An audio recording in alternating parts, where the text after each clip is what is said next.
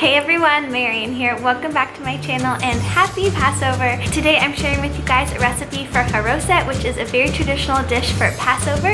It actually goes on the Passover table for Seder, and I find it really delicious, which is saying a lot because I do not like Passover food, but I love Charoset. So I want to share with you guys my recipe for a super simple, classic Ashkenazi Charoset that is delicious every time, and I hope you guys enjoy it. If you do, please give this video a big thumbs up, and if you're new to my channel, welcome. My name is Marian. I make videos about being a Jewish mom, and I would love it if you subscribe. Okay, so let me show you guys how I make my Charoset right now. Okay, so I'm about to jump into my Charoset recipe. I also wanted to let you guys know that I have a bunch of stuff out for how to assemble a Seder plate. So if you're interested in that, it'll probably be the next video that you see. So look out for that video coming up very shortly. Okay, so here are the ingredients that you need for Charoset. You need apples. I prefer using red apples. You need walnuts. You can have them chopped or not chopped, but just make sure they don't have any like seasoning on them already.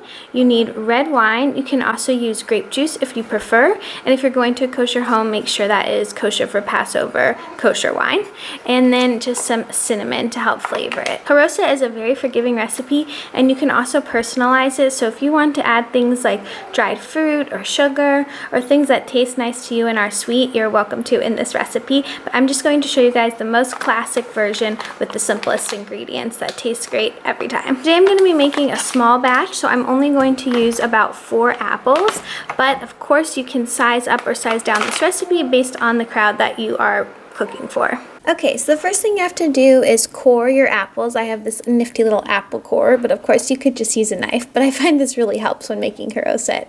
And then I'm just dicing the apple into big chunks so it can fit into my food processor. And then I just dump them all in and pulse them. The texture can be as smooth or as chunky as you like. Next, I'm going to put in the walnuts, and then I'm going to add in the wine. For a sweeter Charoset, you want to use a Kiddush wine like Manischewits, and then you're just gonna pulse everything together till it forms a paste. Next, take it out of the food processor and just mix in your cinnamon, and if you want to make it even sweeter, you can add sugar here as well, and then all you have to do is plate it up. This is the beautiful Charoset made mostly out of apples, and it is delicious. So that is it. That is my super simple Charoset recipe. I'm going to taste it for you guys right now.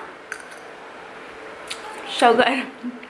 So while I'm enjoying this, I'll also just let you guys know that the reason that we have Charoset on Passover is that it's supposed to be reminiscent of the mortar or the cement that the Jewish people used in Egypt to build the pyramids, because Passover is all about how the Jewish people were enslaved in Egypt and just remembering that time and being thankful that we're now free. So the Charoset is supposed to remind us of that, the paste of the bricks and how the Jewish people, you know, worked and were enslaved. And it's also one of the sweeter things on the table. It's customary to make a sandwich of sorts with your matzah with this and the bitter herbs, and the complementary nature of the sweet Charoset and the bitter herbs is just one of those like traditional things that we have on Passover. It's very symbolic and meaningful.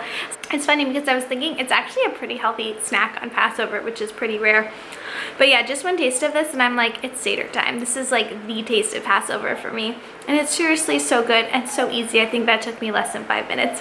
So I hope you guys liked it. If you make this recipe, definitely let me know in the comments. I'd love to hear from you guys. And yeah, I hope you guys have a wonderful Passover holiday, and I'll see you next time. Bye! I'll be here eating this if you need me.